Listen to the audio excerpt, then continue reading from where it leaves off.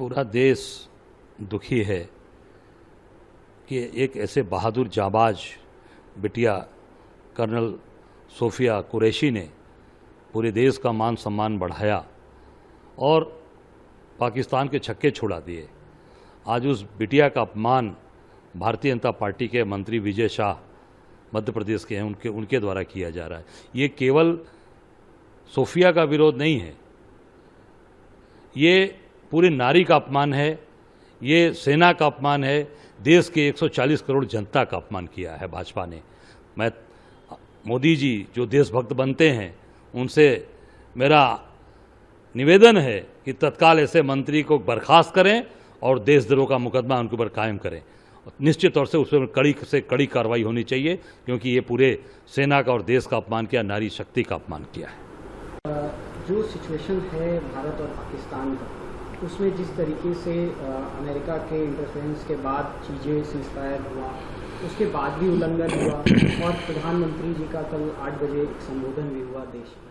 नहीं, देश आज दुखी है, देश के लोग हतप्रभ हैं, परेशान हैं कि कल मोदी जी ने देश के अपने राष्ट्र के संबोधन में एक बार भी सीज फायर की चर्चा नहीं की।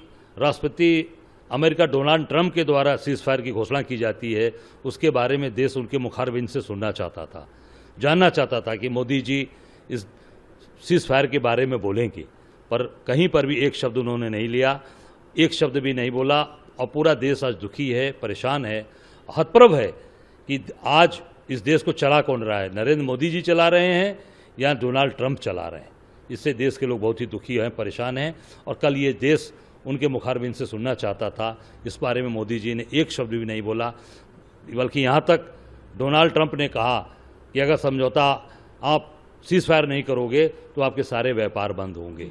तो ये आप देखिए, देश हित से बड़ा, राष्ट्र हित से बड़ा व्यापार होता है।